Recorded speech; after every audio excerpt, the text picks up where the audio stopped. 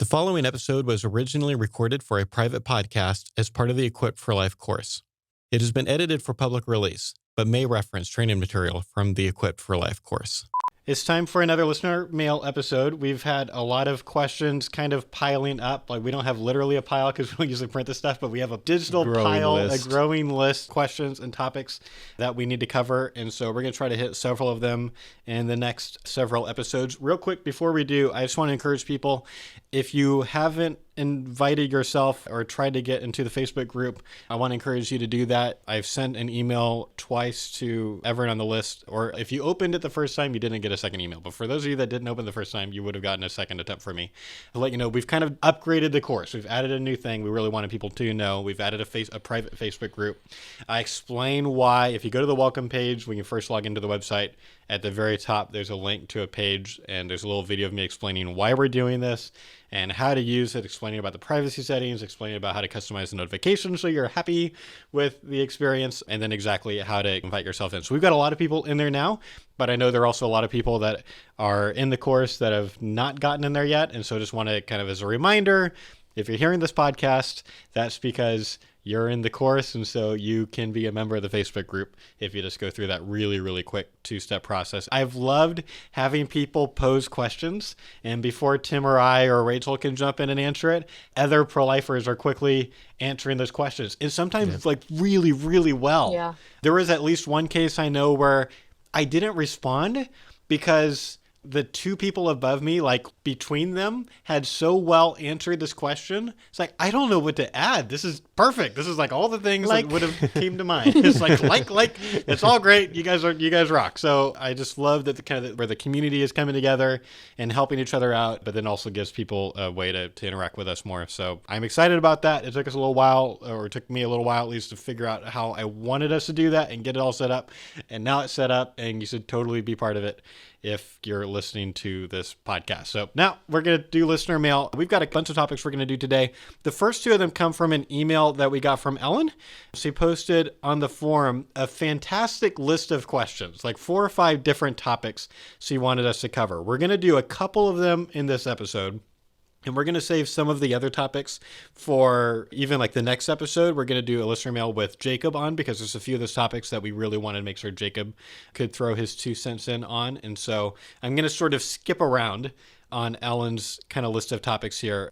But there's a few of these that we want to respond to. And so Ellen starts her email. Basically, the topic of all of these was issues within the pro-life movement. She wants to get our take on some of these different issues within the pro-life movement, which is always fun. I did a radio interview recently with a guy from, I think, England. And literally his final question to me, that he did not tell me to prep for this, was, tell me about stuff where like you disagree with other pro-life organizations, or like I know there's a lot of disunity in the movement. Tell me about like your thoughts about graphic images. Thanks everyone for keeping things not too controversial. Good job. I haven't heard the recording back. I don't know if they keep the long pause as I'm thinking about what to do now. I ended up with a really good answer, but it's like, gosh, like we get questions like this. Like, people are curious. That's okay. We're kind of fine. We're poking a little fun at that, but it is really okay for you guys to ask questions. Yes, like that. And on this podcast and in the Facebook group, we can be a little bit more free with our opinions than I can be on a British radio show. So Ellen starts her message saying, I think a good thing to discuss on the podcast or just here on the forum is issues within the movement and how we should approach them. And later on, one of her paragraphs is also dealing with people who are super entrenched in some of the habits mentioned in Module 1. I know several people who can't talk about abortion without using terms like deathscort and pro-abort. I know to a certain extent we're trying to avoid divisions within the movement, but I think it's still important to discuss. It kind of seems to me that we've already passed the point of being a divided movement in some aspects, but we're trying to sweep them under the rug instead of just getting them out there and dealing with them. I hope that makes sense. So I've got a lot of thoughts about labels in the movement, but I kind of want to jump to you guys so that I'm not the one doing all the talking. I think more often than not, labels are straight out unhelpful when talking with people you disagree with and when talking with people who you agree with. Because if you're using a label like deathscort with a pro-life friend, but maybe you wouldn't say that with someone you know is pro-choice, it is like forming a bad habit.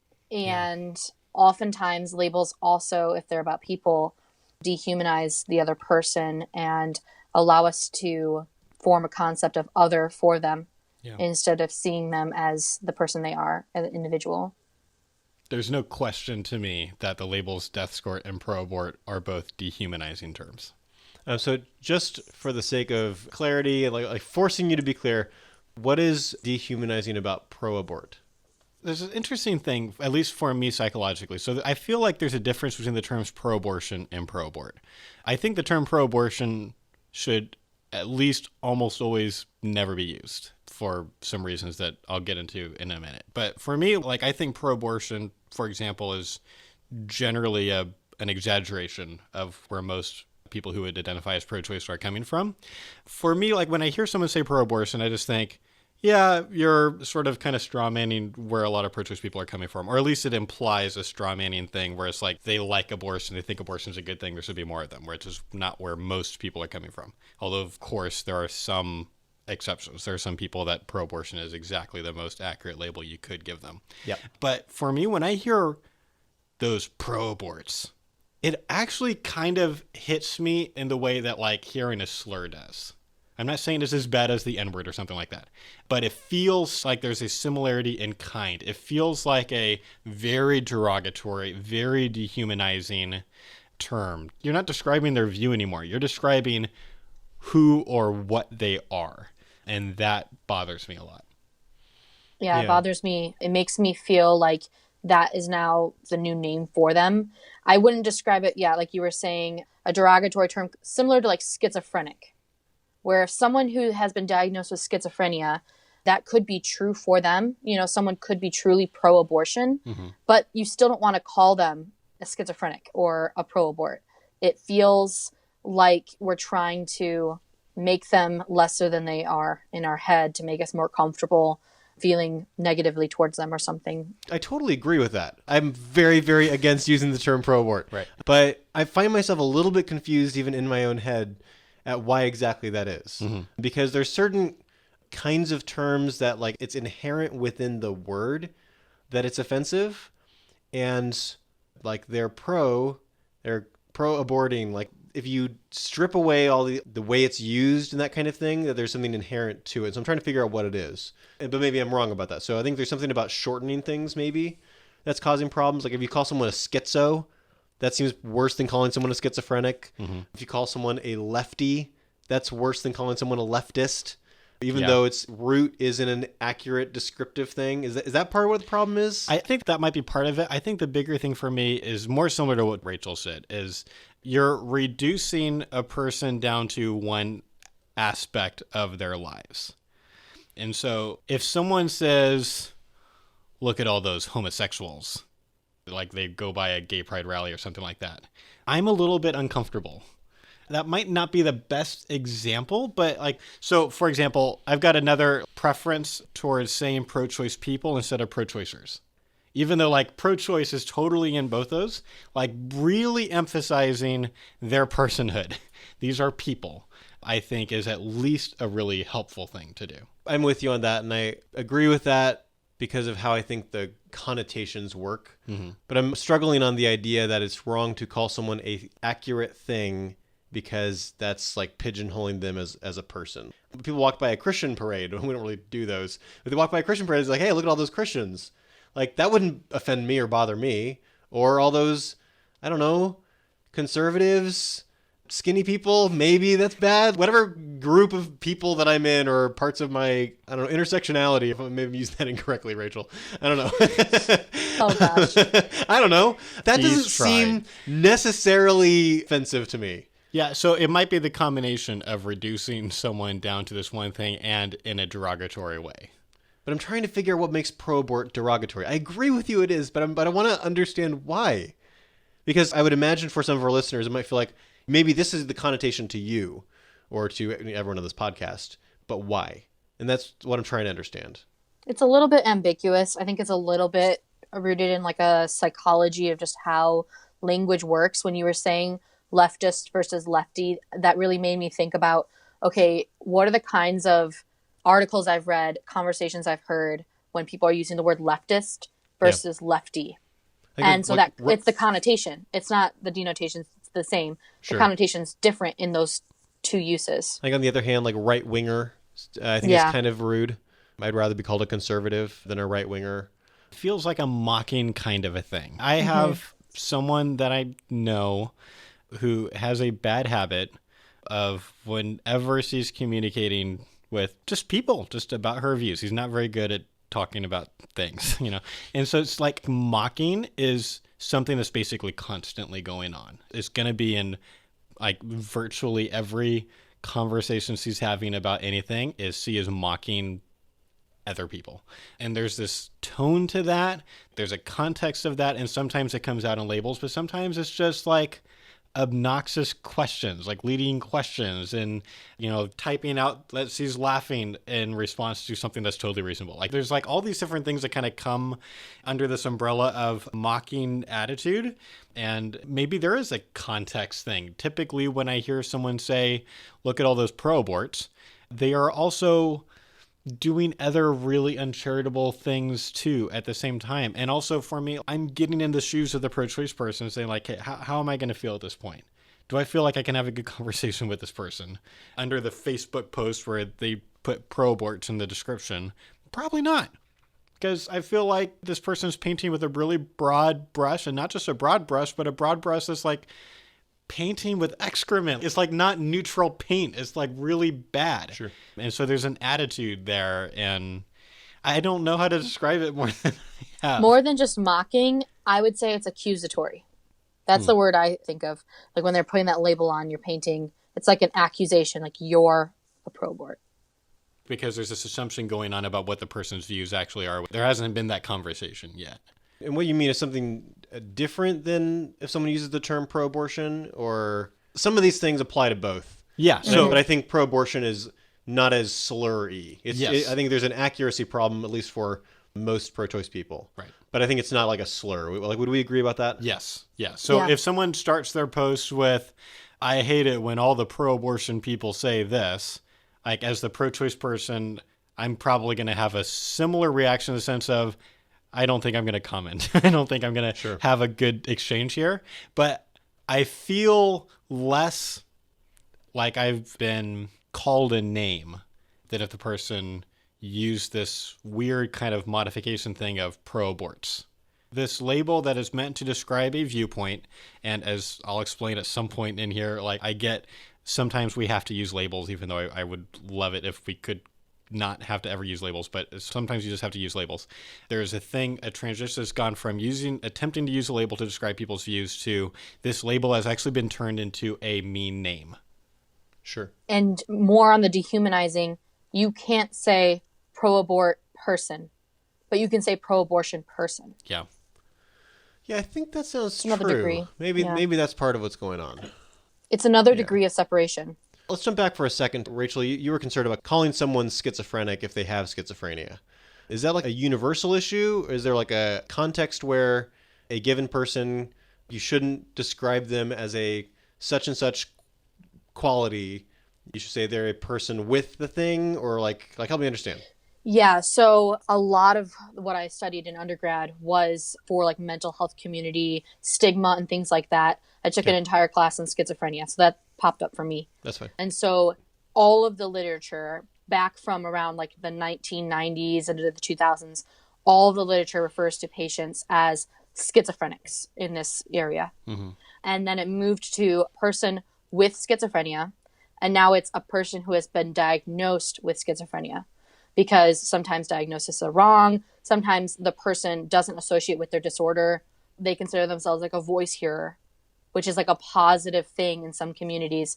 They think that I'm a voice hearer and that's part of me, but I do not associate myself as being mentally ill. So there's a lot of like taking away that person's autonomy over the situation, you know, labeling them as patient and you as doctor, power and balance. There's a lot that goes into something like that. I think that's true across the board with many different situations and labels. I could see some people, like even reasonable people, listening to this discussion, or at least listening to that little history of what's been going on with that topic in textbooks and being like, people are way too sensitive. Just feel like people are having to work way too hard to not offend anybody. And I think maybe sometimes that's the case. But I think, man, given the political climate we're in right now, I'm willing to work extra hard to make clear to people that I think pro-choice people are people, that I'm working really hard to not be derogatory or name calling if that means I've got to use some extra words or it's a little bit more clunky. Like, doesn't bother me very much. I would assume that all of us in this conversation agree. In the context of dialogue, it's a lot more important to focus on what they believe than what the labels are. So for me, it's not about catering to an overly sensitive culture or people who are like that. Mm-hmm. It's about getting to the issue. I don't want the conversation to last 20 minutes of it on, are you this label or that label, pro-choice, pro-abortion. I want to talk about the issue and help you to become pro-life. Yeah. One of the reasons that I'm generally uncomfortable with labels, I have a way overly optimistic or like utopian wish where we could just not have any labels. Because what bothers me about labels is that people are always more complicated than the labels that we give them. So even the labels pro-life and pro-choice, I think, are very imperfect. I think they're kind of the best that we can do right now, but even like those labels have problems. One of the reasons that I generally use the terms pro-life and pro-choice is the same reason that Steve Wagner did in his book, Common Ground Without Compromise. In fact, Steve actually had a whole like little section in the beginning of his book where he talked about, here's the labels that I'm going to use, and here's why. And it's because like we're trying to communicate to both sides of the issue, and we want to make them feel included, like we're talking to them. And so like I think generally using each group's preferred term for themselves is the best thing. Pro-life people tend to prefer the term pro-life over something like, anti-choice, which I think is derogatory and way less accurate than pro-life. Pro-choice people tend to prefer being called pro-choice than pro-abortion choice, a bunch of these other kind of labels. And so this is kind of for them, their preferred thing. I want to try to make them feel included. I want to try to build a relational environment where the person is more likely to reflect deeply on their actual position. And so I'm going to use those terms partially out of, I think, it's polite, and partially because saying something like, so are you a pro-abort, is totally not going to put them in that position where they're actually thinking deeply about their views. I want to say a word about deathscort. So the label deathscort, I don't think is used as widely as something like pro-abort. And usually I think it's used among other pro-life people. And, there may be the pro-life person who uses this term and they're going to say to us, well, that is what they are. That is what they're doing with their actions. I can see it with my own eyes. And a deathscort, for people who haven't heard this term before, is someone who is like an escort at an abortion clinic. And they usually are there to assist clients into the clinic, especially when sidewalk advocates or 4 Days for Life or other pro-life people are outside with resources and are trying to have a conversation with women who are going to have an abortion that day. The reason I don't like it is because from my experience, what I've heard about people who do this sort of volunteer work, usually they're volunteers, right, and the clinic has allowed them to be associated with them, is they are often post-abortive. And I think more often than not, they have some sort of misplaced compassion.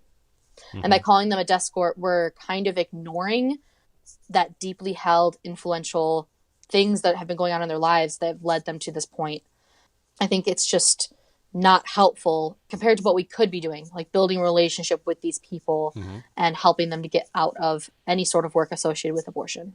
I feel like I can make some kind of a case for the other side on some of these terms, and deathscort is like someone, I don't know who it was, thought they were being clever and snarky, and it's an unsuccessful, in addition to being unhelpful, attempt at being clever. I don't think that one's even defensible. Yeah. So for me, when I'm thinking about labels, my running principle in my one-on-one dialogues is I generally use neutral terms, especially in the beginning of the dialogue, so as not to add unnecessary hurdles to the conversation, a conversation that's already going to have a lot of hurdles in it. But there's also this other thing where we've all had this experience where people use labels to identify their own position wildly inaccurately. It's it's almost Yeah. useless when someone tells me I'm pro-choice or I'm pro-life, because I've got too many experiences now of having someone say I'm pro-choice. Oh, what do you mean by that? Oh, yeah, I think abortion should not be legal just in the case of like rape and incest. For someone like me, when I hear pro-choice, that's not the first thing that comes to mind. And I've had the same thing with pro-choice. I'm very pro-choice.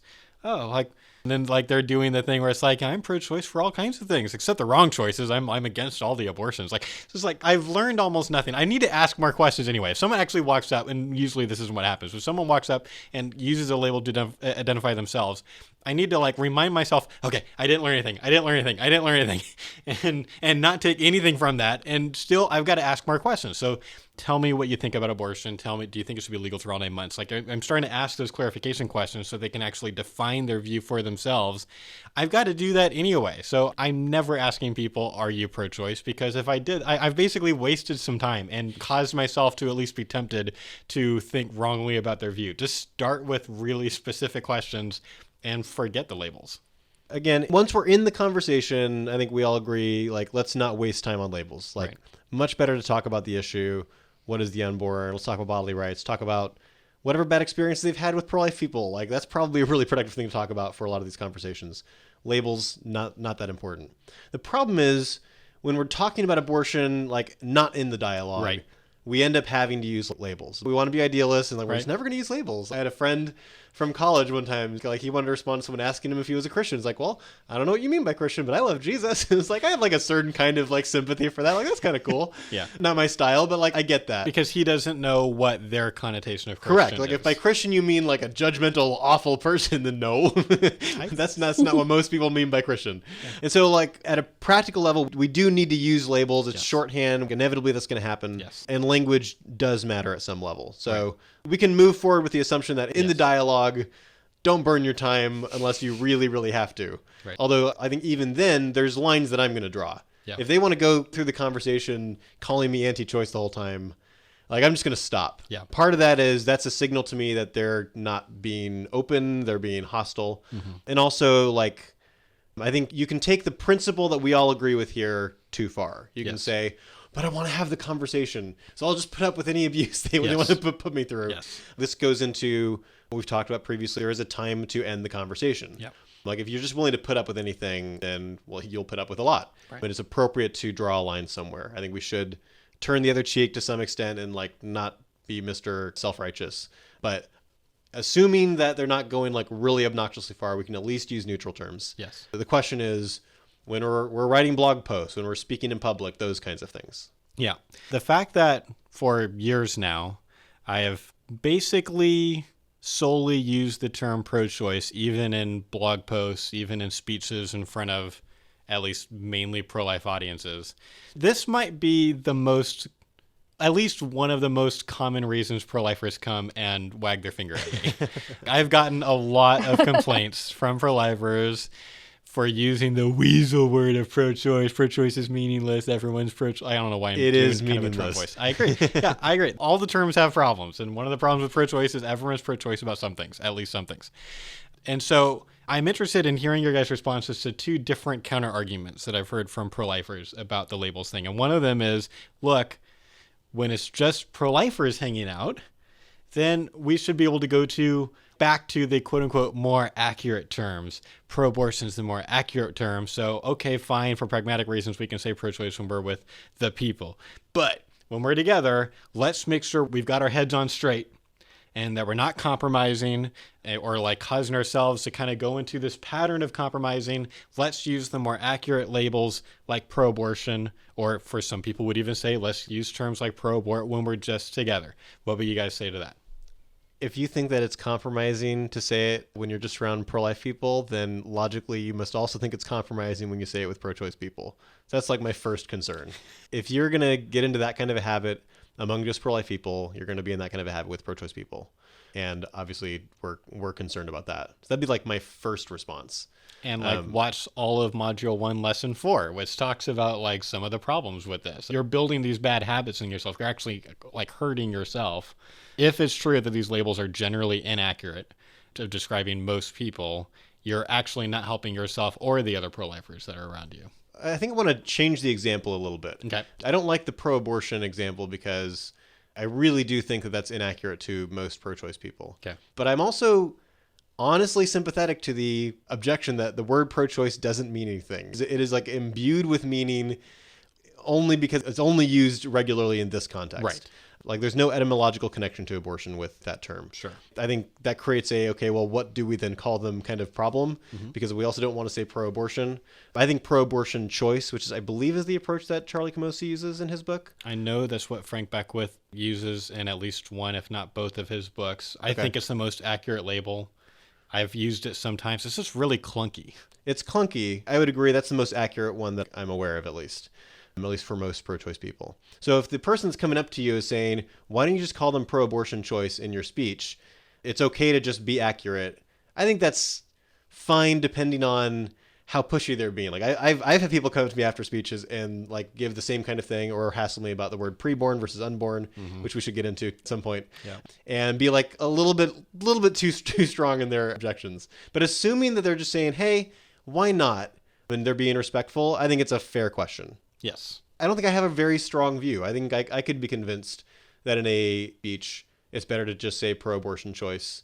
I think my main reason not to is just that it's cumbersome and I don't want us being in bad habits. But I don't think those are super strong reasons. Yeah, I think it's fair. I feel like if I was going to do it, I would want to at least have this little thing in the beginning, which is sort of distracting, where I'm explaining, here's this label that I'm using that you've probably maybe have never heard before because this isn't the one that's commonly used. I think it's the most accurate label. However, I really think when you're in a one-on-one dialogue with them, you should actually call them pro-choice. So don't be taking my use of this label and this as here's your directive of how to do dialogue, since this entire speech is about how to have a dialogue with actually pro-choice people. It's like I don't want to have to do the whole explanation. do as I say, not as I do about dialogue in the speech. In this context. Yeah, it's weird. It's like this you have to understand this context is different than that context and blah, blah, blah. It's just like this whole I think thing. it's better to just model the behavior. Right. And I think you're right. I mean, about pro-choice not really meaning anything. It doesn't quite make sense. But on the other hand, everyone knows what you mean. And that's the point of the label. So I think saying pro-choice is accurate enough that you're not losing the crowd. Yes, yeah, but everyone knows what you mean because we've kind of just gone along with the flow and let them have this one. Like for the life of me, and I know this is going to bother all of our leftist listeners, I refuse to use the word progressive to describe leftists because I don't think it's progress. And for the life of me, I don't know why conservatives are willing to give this one up. It's like, sure, we'll just give you whatever term you want to. It's too positive. And the same is true of pro-choice. It's too positive. And that's the reason why it's so accepted, because everyone has just decided to give up on that one. And we wouldn't give up if they were to say the morally right ones. You just have to call me the morally right ones. Like, no, we're not going to do that. Like at some point there's a line. Right. And I think that's the reason why that's true of pro-choice. And I think that's frustrating that there wasn't more pushback to that. Given that we are where we are, it's not worth like the fight all the time. And that brings me to the second counter argument, the far more interesting counter argument that I have heard a few times, which is basically this: language is important. Mm-hmm. And so by doing this thing of saying pro-choice a lot, we're giving up a major advantage by being the only side who's trying to play fair, basically. Yep. So since it's really unlikely that the pro-choice side is going to end up deciding, you know what? We should stop with the anti-choice stuff. That's just like a messed up label. That's straw man-y. So let's call them pro-life. They'll call us pro-choice. That's not what's going to happen. Like, we're going to be the only ones. We're a niche within the pro-life movement, and we're trying to get the pro-life movement to do things a certain way, which is being more accurate and more charitable. And the argument would basically be like, yeah, you're giving up like some of our ammo, basically, and this war really matters, and more lives might be lost as a result of you guys putting our hand behind your back and making it take maybe an extra couple of years before we end abortion. Something like that. I'm not a utilitarian. Yeah, see, that's exactly what I was going to say. Isn't this a pro-life? I literally have it on my notes. Isn't this a pro-life utilitarian argument? Yeah. Oh my gosh. I think that the fact that other people are willing to be deceptive or evil or like whatever the issue is doesn't justify that behavior on our parts. I'm really sympathetic to the frustration of it. Mm-hmm. So there was multiple points during the last presidential election in which President Trump said it's not fair that ISIS does all these terrible things to us and we can't torture them or waterboard them. That's not fair. I think torture is evil in all circumstances, but I understand where he's coming from. There is a kind of a feeling of unfairness there. Mm-hmm. And I think he tapped into that feeling. And so I think similarly, I feel frustrated at the idea that, okay, what we're trying to do is be the virtuous and helpful people and encourage good dialogue and just give up to a certain extent on some language issues. That's frustrating to me.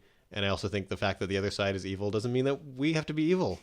And the fact that the other side is trying to shut down dialogue doesn't mean that we have to shut down dialogue. The pro-choice side is not trying to encourage dialogue. Let's be honest. Yeah. When people see the completely 100% neutral poll table that says, should abortion remain legal? Yes, no, it depends. Some people walk up and they're like, oh, I wonder what side you're on. And most people accurately assume we're the pro-life side. There's a reason for that. And so I think to some extent it matters more for us. Like our strategy is a lot more about we're trying to get to the truth and trying to bully people into believing things. And unfortunately, that's just not how it is on the left, at least when it comes to abortion. And so it hurts us more to commit this vice than it hurts them. And I'm sorry and I'm sympathetic that they're vicious and that I'm asking you to be virtuous. Just to be fair, I have heard quite a few people who are pro-choice call us pro-life, like our side.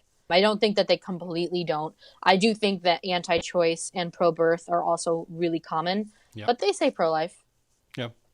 I'm not trying to lump all pro-choice people or all people of the left or anything like that. You're speaking in generalities, and I think that at a level of generalities, it's not even debatable. Yeah. There is a big difference between the two sides right now, and hopefully that changes. But right now, this is what it is. Yeah. All right. So before we move on, let's talk about this kind of other part of the topic of language within the abortion debate, which is what do we call the unborn? Do we say the unborn? Do we say preborn? Do we say already exposed fetus? Your position. So I think anyone listening to this podcast has heard me say unborn enough times. They know. It is right there. Yes. Do we say Z/E/Fs? All those things. Zygote, embryo, fetus. What is the most helpful label to use when referring to the entity that is killed in an abortion? Yeah. So generally speaking, we on this podcast say unborn. I think fetus is fine. I see fetus as neutral. I see unborn as neutral-ish, but more on the pro-life side. And I see preborn as flagrantly on the pro-life side in terms of like balance. And I think things like blastocyst are we get that sometimes. That's obviously heavy on the pro-choice side. So I want to stay neutral. So in the conversation, in a dialogue, I almost exclusively say embryo and fetus. Yeah. In other contexts, I usually say unborn, which maybe means that we're inconsistent on the pro-choice and pro-abortion choice point because we're not modeling to the people we're talking to that we're just going to call it fetus. So maybe that's inconsistency. Maybe that's because there's a relevant difference. I'm not actually sure. I've never thought about it before. But in speeches, I say unborn. I mean, when I'm talking to pro-life people, I say unborn. My poor grammar might be exposed right now, but often when I'm talking about entities, plural, I will say unborn, like, if that makes sense. I'm not usually ever using unborn in a one-on-one conversation if I'm talking about the entity. I say fetus or embryo. Right. The unborn. It's like we are trying to protect the personhood of the unborn with this argument. It's a lot more clunky to say we want to protect the personhood of all the embryos and fetuses. Like that's kind of what you'd have to say because those things mean different things. Whereas like even blastocyst is an accurate scientific term. It's just like almost never relevant in the abortion debate because it's not a blastocyst for that long before it's an embryo. And so embryos and fetuses kind of cover the spectrum of abortion. I say embryo and fetus a lot in the dialogue. Rarely in a one-on-one dialogue am I in a situation where I'm having to use a label to cover the entire ground. And when I do, I just try to make it clear to them I am really trying to be careful here not to use language in a way that gives myself an advantage. So I think I've probably said before, like sometimes I'll even sort of do it in a little bit of kind of a, I don't want to say it's funny. I don't think it's that funny, but I'll just say something like whatever you want to call it, entities, whatever, like that thing. I'm trying to be neutral here. We're trying to talk about the value of that, or is that a person? I certainly don't say unborn, at least not that much with pro-choice people, but I say unborn in general and pro-life species because once again, now you're in that context where you're having to use labels more often that cover the entire spectrum of pregnancy. And so why don't you say preborn? I feel like this is the part of the debate that I am the least pushy on. I don't care that much, and I think I could be persuaded. I know an organization that we work with a lot really, really promotes the term preborn. For me, it just sounds kind of weird. It kind of goes back to that "don't be weird" motto. Like, I feel like pro-lifers are the only ones that say preborn, and I don't want to say a word to a pro-choice person that causes them to look at me and say, "What is that?" Like, what's a preborn? And maybe they'll figure it out in their head, but like now in their head, they're having to do this mental math of, "That is a weird word," and like I feel like because it's not neutral and sort of kind of broken this pattern where this running principle where I'm trying to use neutral language, like on purpose and obviously neutral language, so they know that I'm being very fair, I'm open-minded and wanting to, promote good dialogue. I think it sort of goes against that, but at the same time, it's not remotely as like offensive or weird as terms like, pro-abort and a bunch of other things. Like, I don't care that much if some of our listeners want to say preborn. I just don't think it's the most helpful term they can use, but I don't think it's that bad. I don't tend to use it either, but I'll push you anyway. Okay. I think the argument for using preborn is that the connotation of saying preborn versus unborn is that an unborn is a thing that is not born, and that a preborn is a thing that is not yet born. I've had some people try to argue to me that it means it's supposed to be born. I think that's not true. I think etymologically what it is it is not yet born. And so that difference is intended to imply some level of there's something negative happening about abortion, and it's very, very subtle, very minor. But hey, if what are we calling the other crowd? The pro-choice crowd, if they can like win this battle to force us to use this unbalanced term, then why not try to force them to use this unbalanced term too? Well, first of all, it's not going to happen. You're not going to get pro-choice people all saying preborn. But even if beyond that, I think there's a fair case here where there's like, I'm being pulled in two directions by like weak points. Like, I don't care that much. So basically I've got a weak kind of a point that basically says this term's a little weird and a little bit not so neutral. And then there's this other kind of weak thing on the other side. I'm not saying weak in like a derogatory way, just like I don't feel like It's this is not a significant It's one. not this huge argument. Like, I don't think it's a knockdown argument. Whereas kind of like, yeah, like in a certain kind of way of thinking about etymology, preborn's a little bit more accurate and positive than unborn. And I basically feel like the pull toward it is kind of weird. It's a little bit stronger than that one. Like, I don't think most people when they hear unborn, I don't think they're thinking about it as much as the people who are trying to defend the word preborn, where they're like in their head, like, oh yeah, I like unborn because it's like doing this little like implied thing of it's not supposed to be born or something like that. Like, I just don't think that math is happening. What I hear is that a lot of times pro-choice people have like zombie references in their head when they hear unborn, which is Right. I the think undead. right. And so like I think that's a better argument for using preborn. It's like if that happens with half the pro-choice people, that's worth thinking about. And I'm just not convinced it happens with half the pro-choice people, but like even if it did, like if they can't kind of in their head be like, oh yeah, there's something kind of similar between undead and unborn, and Yeah, grammar. That's what's similar. and the way let's, grammar works. and let's move on, then I don't know how to help them with philosophy. So I want to respond to what Tim was kind of proposing. Mm-hmm. I think that, yes, the connotation might be a little bit different, but I don't think that birth is a morally significant process when considering the value of life to myself and my viewpoint, or most people I talk with who even think abortion should be legal. And what I mean by that is a lot of people are against late-term abortion. And so like the preborn process, like the process of this is about to be born versus this is not born with unborn. I don't think that birth is that significant of a change for a lot of people, and that's a common pro-life misconception, right? Does that make sense, or is that really confusing? I think I agree that birth is not a significant event. I don't think that the journey down the birth canal has anything remotely relevant to do with value. But I think the advocate for the term preborn would say, well, I could just agree with that. The issue isn't about birth being this critical, like, important moment. It's just saying we want people to be able to be born. We want them to not be killed in the womb. And that it's just not as much of an issue after they're born because so few people defend killing children after they're born in comparison with the people who defend killing them before they're born. So it's kind of like a practical issue. We want people to be able to be born. And it's also true that we want people to be able to live until 5 and live until 10. And those just aren't as significant issues in terms of like the kind of opposition that we have for allowing people to live to those ages. I think that's probably how I would respond if I were a preborn advocate person. Right, But I mean person advocating for the term preborn. Yeah, and like, but That when I'm was thinking close. about, you were going risky there. When I'm thinking about like the connotation of preborn, though, I'm thinking a fetus which is about to be born in the near future. Like this is third trimester fetus. I'm not thinking preborn embryo. Oh, you think like as much. immediately Do you know what I mean? pre? Right, To you, it's meaning like a third trimester fetus and not like Yeah. an embryo. Yeah. I don't think that's how And I don't most know if people that's just think of me. it. I think that's just Is it? you. Well, I guess Okay. I don't really know. I haven't done a survey. I've never heard anyone say that, so I'm just like thinking about it. Yeah, it's certainly that's not what comes up in my head. I think because I've seen it so much on, certain pro-life organizations' writings, like I just think of it as synonymous with unborn, except as only pro-life people say it. I think I'm somewhat pulled by Rachel's argument. So like a pre-kindergarten person, you're not going to think fetus. You're going to think someone No. who's like right before getting into kindergarten, right? Yes. Pre-K is preschool. Yeah.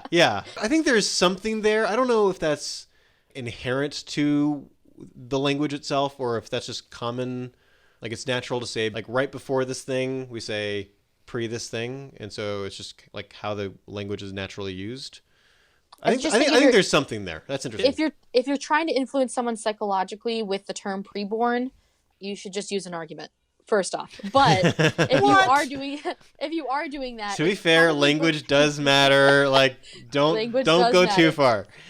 but like if you're trying to kind of use that like cultural shift, I don't think it's going to work per se. Like Josh was saying, pro-choice people aren't going to start using the word preborn. But I only think it's really supporting that late-term fetus. I think that's a really interesting point. So I think if it's true that like the kind of natural psychological reaction for most people hearing the term preborn for the first time is to think right Third before trimester. birth, then I would say that's just an argument not to say preborn, because usually when people who are pro-life use the term preborn, they mean a lot more than third trimester fetuses.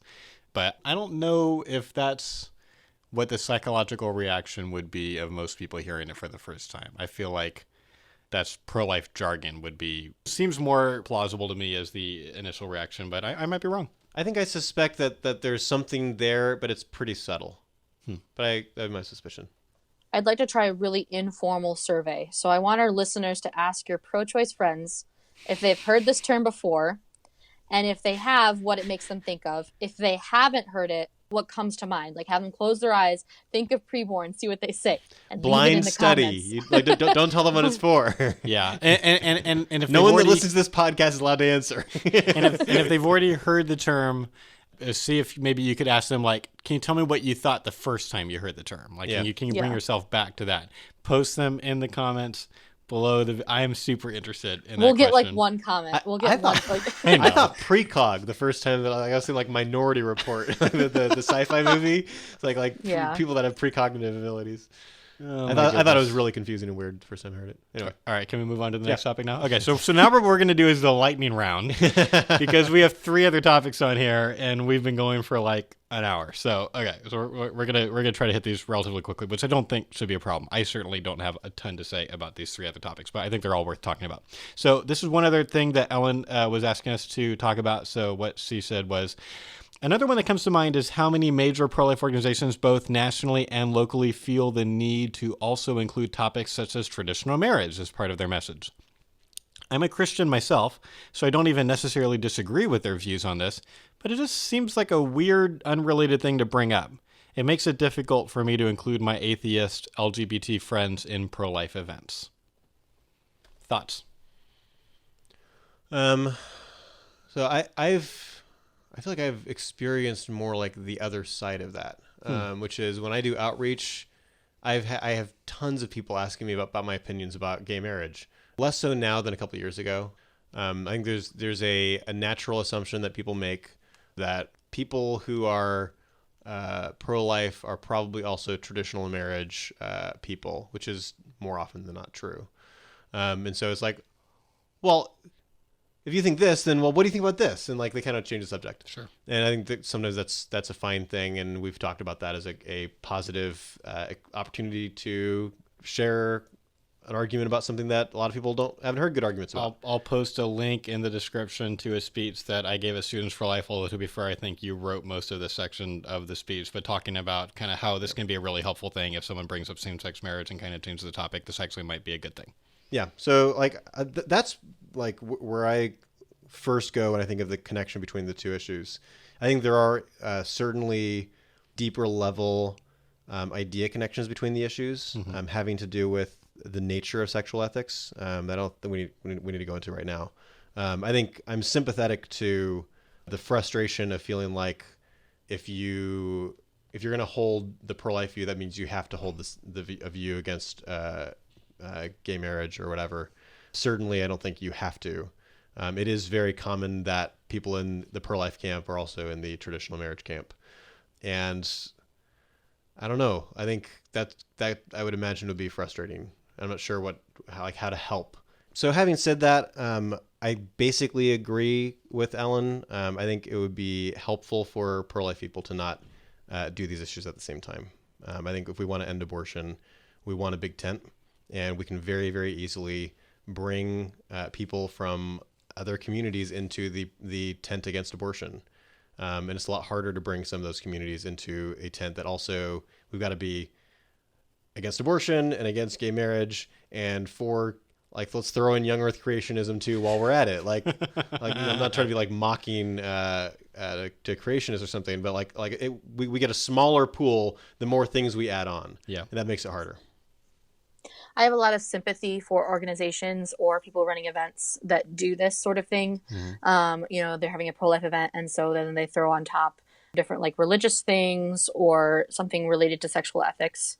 So on one hand, for reasons I'm not going to go into right now, I do think a lot of it's connected. On the other hand, I've been to a lot of these events where it's a pro-life event. It's not advertised that it has a religious aspect. I go and there's a bunch of praise and worship happening. And I'm like, wait, I'm a Christian, but I didn't know this was a Christian event. Yeah.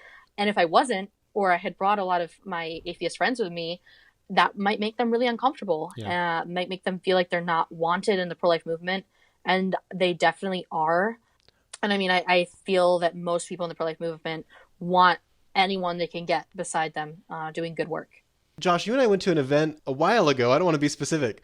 It was there was a pro-life event where we had atheist friends there, and the event had an hour of prayer scheduled. Yeah. And that was really uncomfortable. Yeah. So I know the event you're talking about, and I think it'd be fine if I said who the person was who was there. It was someone from Secular Pro-Life was there, and I'm pretty buddy with most, if not all, the Secular Pro-Life people. I like those people a lot. I think they do a lot of good work.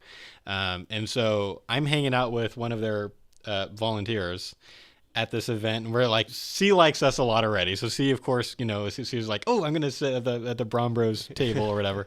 And then they start going through the agenda of this day and a half conference. And there's yep, we're going to have this hour-long prayer service in the middle of the day. And I'm just I'm just instantly feeling bad for her.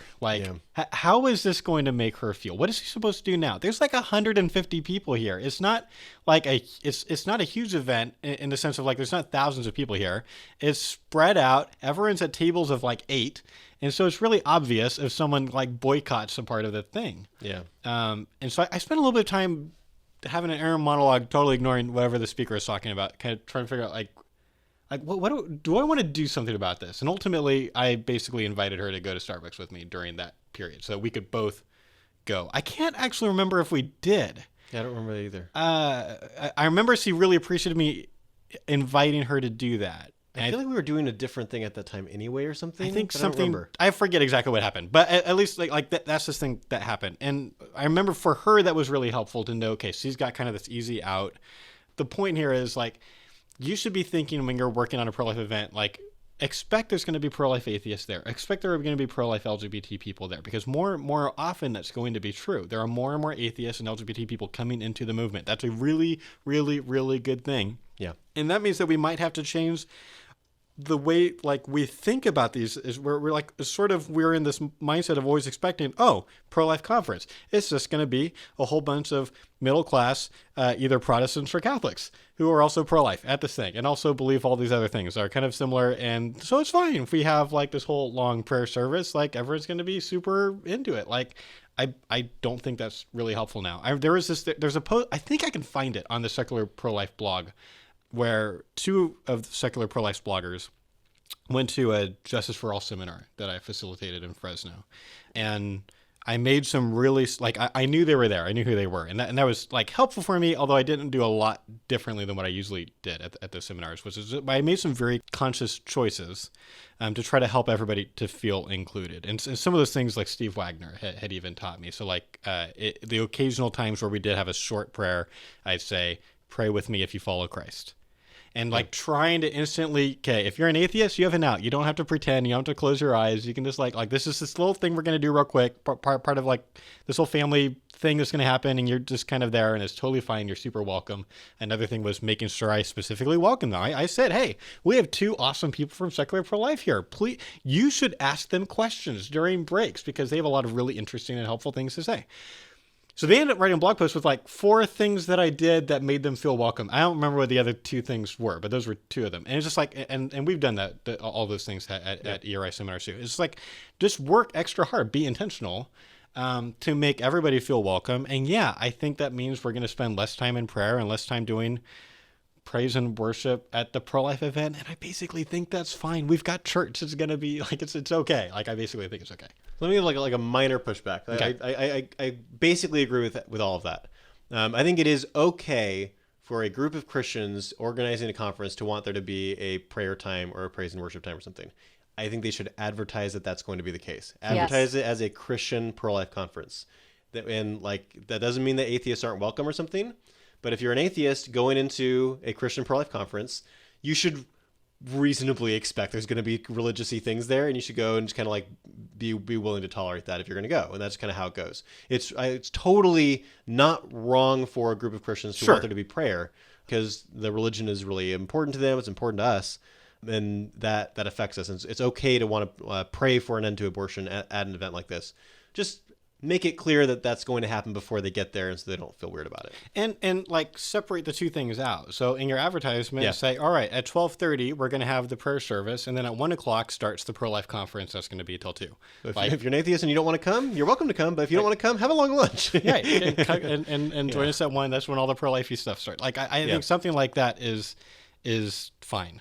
Yeah. And I definitely think going along with the traditional marriage stuff, like if you're having a conference that is, going across topics, and you have someone there that's like a Republican, like politician, and you have someone that's from this like, traditional marriage, like, organization, and then a pro-life speaker, like advertise the event as that. Because even if you have a lot of it, a big chunk of it's pro-life, don't just put pro-life. You have to put that it's, like list your speakers, list what organizations are hosting it, so people at least know and they're not completely blindsided. So I agree with all that. I was going to add, like, I think generally narrowing your focus is still a helpful thing. And so, like, I've had experiences both at events and seeing videos of events where there's a weird guy who awkwardly speaks up and does a whole little speech from the audience. And a lot of times the reason it's weird is because he's not talking about the subject.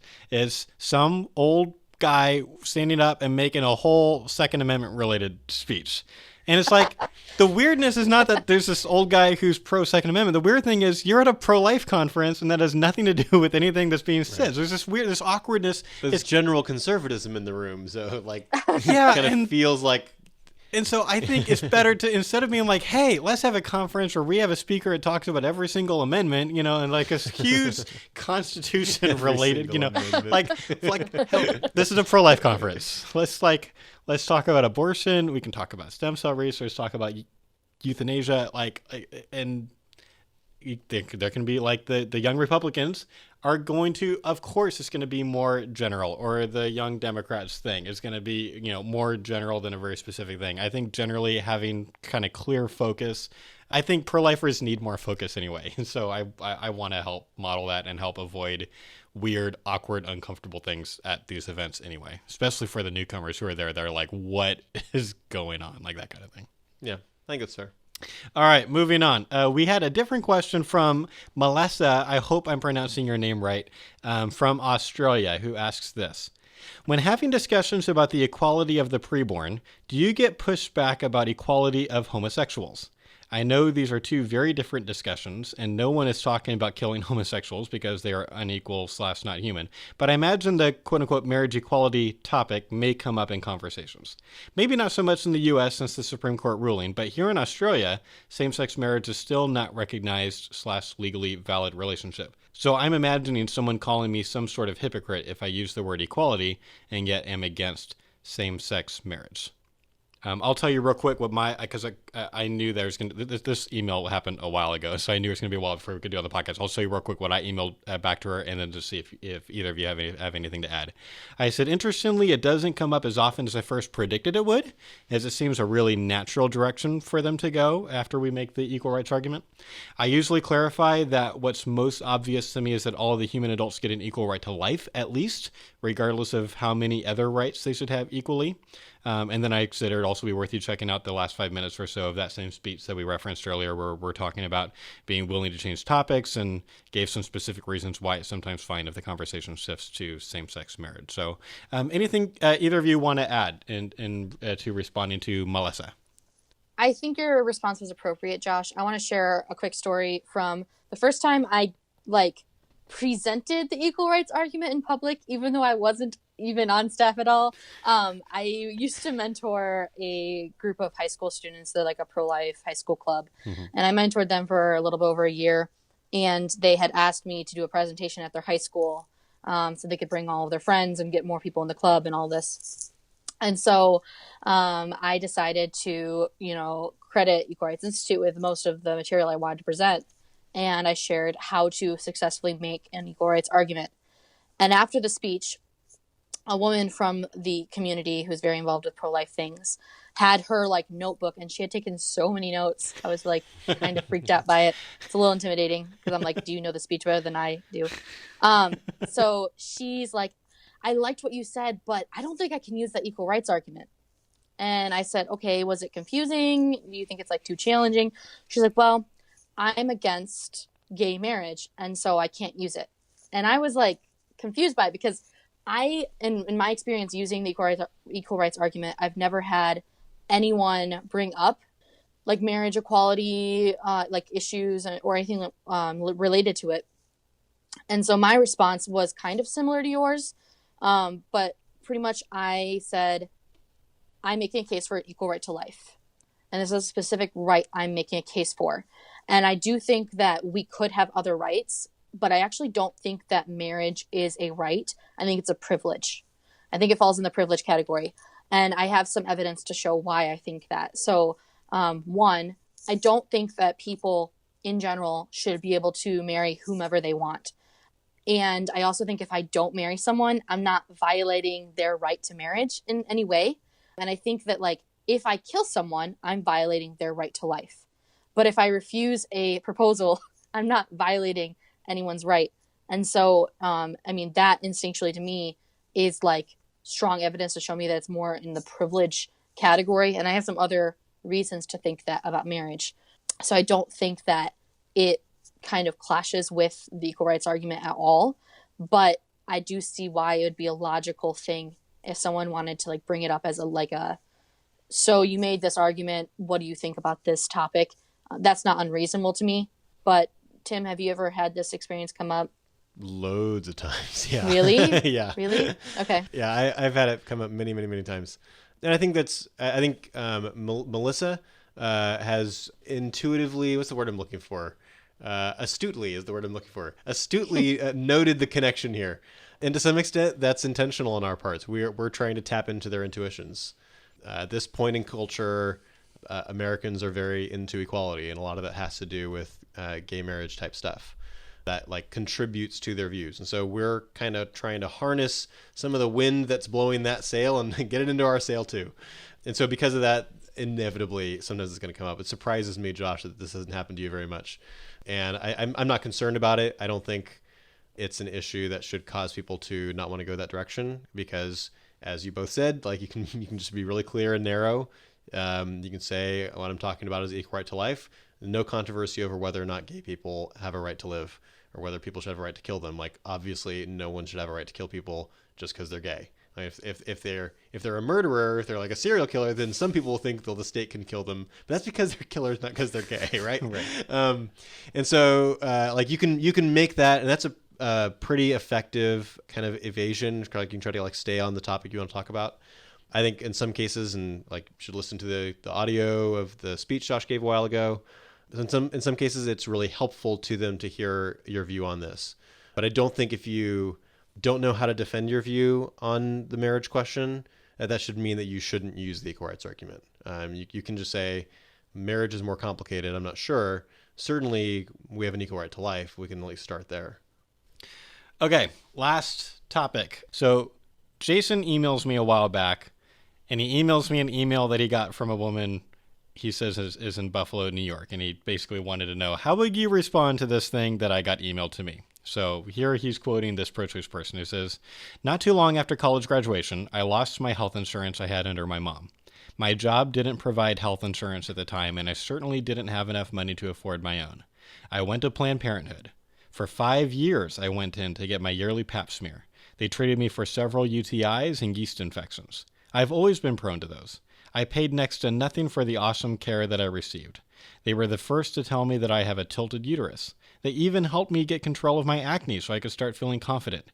They were amazing. I will always stand with Planned Parenthood. So again, I'll just let you guys know what I said, because once again, I knew it was going to be a while before we did this on a podcast. In fact, I'm not even sure if he's a course person. This might have just been like a Facebook message. But I'll tell you what I said, and I'm super interested in anything that you guys have to add. I told him this is kind of what I would say. So I kind of role played. Here would be my response to the woman in New York. I would say something like, I'm really glad that you received great treatment at Planned Parenthood. I hope that it's obvious that I, and no other pro-lifer that I know, have a problem with women getting gynecological care. It's really good that your UTIs and yeast infections were treated, and I'm really sorry to hear about your tilted uterus. I've heard that this can be painful, and I certainly hope that wasn't the case with you. As someone who's had a lot of good experiences at Planned Parenthood, I hope you'd be willing to help me understand your last sentence better. Since this is so far a text-based conversation, I'm not sure how literally to take that last sentence. I'm assuming there are theoretical things that, if proven, would cause you to no longer stand with Planned Parenthood.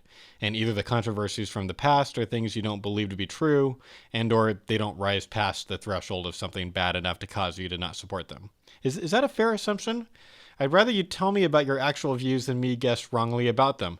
Anyway, I'd be interested in learning more about your views if you'd be willing to share them with me. I'm an open-minded person and always interested in learning more, especially from people who think differently from me and have had experiences that I haven't had. Warmly, Josh. So that was me role-playing, and then I just kind of said one more thing to Jason. I said, after that, I'd probably either ask what her thoughts were about the baby parts thing, or maybe about the systematic hiding of statutory rape, or her views about abortion in general. If she came to believe that the unborn are persons and that Planned Parenthood is wrongly killing hundreds of people a day, I certainly hope that would cause her to not stand with them anymore. I think all that is great. My initial thought when you read the email, because I don't think I've seen that before, that last line, I will always stand with Planned Parenthood, is one that stood out to me too. Mm-hmm. I think it seems like what's going on here is because of the kind of positive experiences that she's had, she's formed an emotional attachment to them. And I don't mean that in a negative way. Right. It's a literal way. She has an emotional attachment to Planned Parenthood, and so she's defensive of them, like we're defensive of our families. Mm-hmm. And so I think the only way to get anywhere is either to change the subject and talk about what the unborn is and see if you can get somewhere there, or to try to put a chink in the armor of her defense of Planned Parenthood. I think I could say something like if your mom is convicted of murder, you wouldn't be on the jury, but hypothetically, if you were on the jury, and like obviously she did the murder thing, you shouldn't just say, well, I'm just going to be staying with my family no matter what. There's a certain kind of extra loyalty that goes to your family, and I think that's a good thing. So maybe it's not the best example. You shouldn't treat Planned Parenthood like they've got a free pass on anything. And so I think trying to get kind of a crack in there in that kind of armor without being too direct about that would be the way that I would want to go. And I think the way that you did it was good. I would say, is there any possible thing that they could do that would cause you to not support them, at least in regards to that thing? Yeah. And if they say no, then I don't know. We've got an awfully closed-minded person, and I'm not sure how much progress we can make here. Yeah. But that's I think would be a good road to go. I think you could give some thought experiments to help with that last problem, right? If you're trying, to demonstrate all the reasons why you think Planned Parenthood is a despicable organization, maybe break it down. Organizations, I don't think that they're defensible, but even more so people. So a clear case could be, well, let's say that it was the same doctor that treated you every time at Planned Parenthood. It probably was a series of different health professionals. But if it was the same person and you're saying, all right, so Dr. Smith saved my life. I owe Dr. Smith my life because he did all of these wonderful things for me. I will always stand with him. And then you find out that Dr. Smith is molesting children or something horrible. He's chopping up women and eating them. You should rethink your loyalty to this person. Right. Same thing with an organization, but it's just on a larger scale. I've heard a lot of people say that they stand with Planned Parenthood because of all of the great things they do, even if they're against abortion. I think that's another problem. And it's different when they have an emotional connection to the organization, though. So maybe we should talk about how to address when someone is very passionate about Planned Parenthood, whether or not they support abortion. What if someone came to you and they said, well, I'm pro-life, but I stand with Planned Parenthood because they do all of these wonderful things. Yeah, I think that would be worth talking about. I think that does come up. Tim, what would you say to that person? So I think I'd point to the fact that Planned Parenthood isn't the only way for women to get medical care that's low cost. So I'd point to federally qualified health centers. I think that's an important point in this, and that's something else that you brought up. So I think your whole response is great, Josh. Thanks. I think I'm likely to go the kind of thought experiment road here. Mm-hmm. Say, all right, let's suppose we're in a very different kind of society. So just to be clear, your view is that these are it's the same kind of moral loss, the moral value as if they were killing toddlers. And so then how would you respond if they were doing this as well? The most recent time that I did that actually was with a friend of mine. At that point, he kind of shifted in his position on whether or not the unborn was actually a person, which is really interesting. That is really yeah. interesting. And so if that's bringing to light, they don't actually hold that view. Yeah. That's really helpful. Maybe they don't like abortion, or maybe they think the unborn is like a golden retriever or something. Right. And that's a really good thing to figure out. Yeah. And so that kind of he had to shift a little bit. That was good for the conversation overall. So I think a move like that is probably going to be a good one. And I think in general, the Planned Parenthood topic is not one that I want to spend a lot of time arguing about. And I think Missy and I got into that a little bit when she was on the podcast, Missy Stone. She really wants to go there. And for me, my general view is that people have such emotional attachments to Planned Parenthood, and Planned Parenthood's done a good job of forming those emotional attachments, that there's usually a better thing that I can do with my time. But that's the road that I would try to go. So the argument there, if I'm understanding you correctly, is something like, all right, we can either debate about Planned Parenthood and whether the bad stuff they do is only 3% or more, and how much of it does that matter? How do we weigh in our minds the abortions versus all the free condoms and pap smears and things they give out? We could spend a lot of time doing that and try to get a chink in that armor, or we could try to get them to think that it's really, really wrong always when anyone kills unborn babies, and then maybe that's going to cause them to be less committed to Planned Parenthood. You're saying I want to focus on abortion and not trying to get them to hate Planned Parenthood. I think I'm going to get more done. It's a cost-benefit analysis. I'm not saying you can't get anything good done on the Planned Parenthood side, right. But if the way that you're going to try to go around it is by trying to really focus on, okay, I really want you to know that your best friend is a murderer. And that's like your first line of attack. Like you want to convince them that their friend who had an abortion, I want you to think they're a murderer. Okay, like you're like walking into a brick wall there. That's like not something that they're going to receive easily. Right. That's going to be a hard thing. And like the implications of what abortion is, they're going to have to wrestle with that if they come to believe that abortion is wrong. But don't start there. That's kind of how I feel about the Planned Parenthood thing. And to be clear, you're not trying to say that you think of post-abortive people as murderers. No, You're I'm just not. doing a thought experiment. There's a lot of analogy there. And so like that's the natural direction that they go. It's like, oh, so if abortion is wrong, that means that my friend's a murderer. Okay, so I'm not going to start there. Yeah, so just a couple of questions to take us a little bit deeper on this before we close out, just because I can't not. So some pro-life people, when they go to do the thought experiment to deal with the pro-lifer who likes Planned Parenthood, are going to use thought experiments that like are maybe pragmatically not helpful. So let's just talk about that for a little bit. So like I've seen a lot of memes on this where it's kind of the response is basically, oh, you stand with Planned Parenthood, so that's kind of like you stand with the Nazi Reich. Like, you know, the whole like you stand with Auschwitz is what you basically are saying because you stand with Planned Parenthood. And obviously there are versions of this that are not Godwin's law. So like can either of you say something about like, if you're going to do a thought experiment with this person, what are the things that you're going to do in your mind to try to create a thought experiment that's going to be like the most plausibly helpful to them? Well, I want to try different things. Let's go back to the screwdriver analogy. Mm-hmm. I think for a given person, the trafficking of baby parts was very, very effective for breaking people's loyalty to Planned Parenthood. Like clearly that was very effective for some people.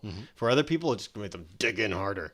And so for those people, like I might bring up the baby parts thing, and if they're like viscerally defensive as soon as it comes up, they're all edited. I'm gonna shift because they've got all their talking points ready, and like now they're not in like reflective mode, they're in defensive mode. Right. So I want to try to get them into something else where maybe they'll be a little more reflective.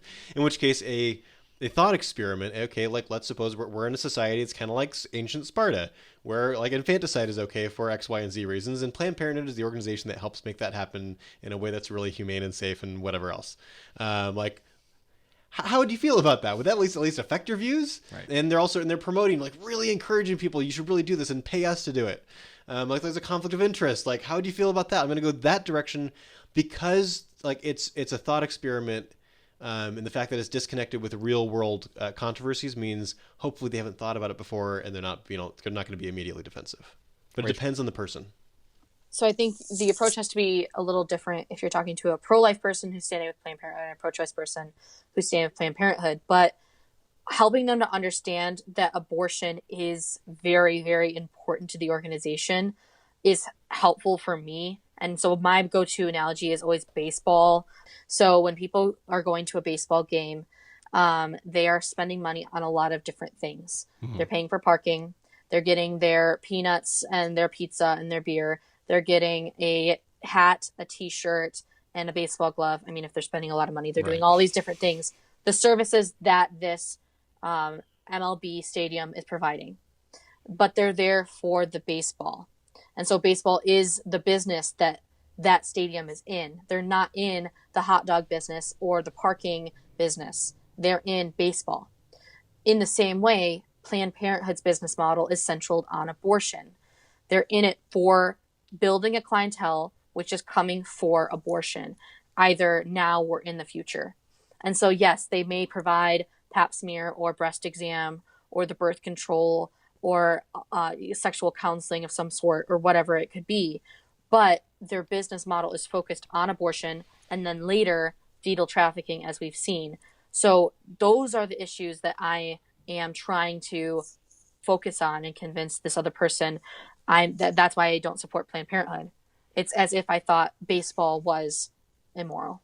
Yeah, I think that's helpful. I think the use of statistics to get to the 3% figure is really absurd.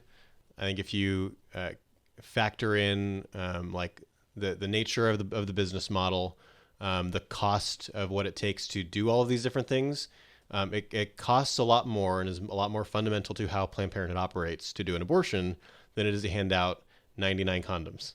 Yeah. Like it's not that difficult to hand out 99 condoms. So if you hand out 99 condoms and then do an abortion, That doesn't mean that abortion is 1% of your business. Yeah. It's just really, really absurd statistics. I want to go back to the point that you're making, Tim, about how like most of the time when you're in a dialogue, you're going to be trying to move the discussion to abortion as opposed to focusing all this time on Planned Parenthood. I'm guessing you would agree with me, like that at a strategic level, at a movement level, like right now, there's a lot of effort being spent on defunding Planned Parenthood. And that's like a totally different thing. Like it seems like we're at this moment where Planned Parenthood is at its weakest. There's a lot of effort being made at defending Planned Parenthood. That's part of what Center for Medical Progress has tried to do. A lot of other pro-life organizations to do, and that's fine. I think all that's great. If you can defund Yes. Planned Parenthood, that'll be huge. But we're talking about specifically here of like trying to emphasize, let's get the debate usually focused on abortion versus is Planned Parenthood good or kind of good or not so good or evil. On the one-on-one dialogue, it's not going to be as helpful. That's exactly right. The bigger picture of how should the pro-life movement spend all of its resources and doing different things is a really complicated question. Should they spend money on elections? Should they spend money on pregnancy resource centers? Should they spend money on dialogue training or whatever? Like there's all kinds of different ways to spend money. That's complicated. One way to spend our resources, our time and our money, is to try to focus on taking down the abortion Goliath, which is Planned Parenthood. And there's really good arguments for spending resources in that direction. But completely unrelated to that, if you're having a one-on-one conversation with someone, focusing on Planned Parenthood is generally not the best way to go.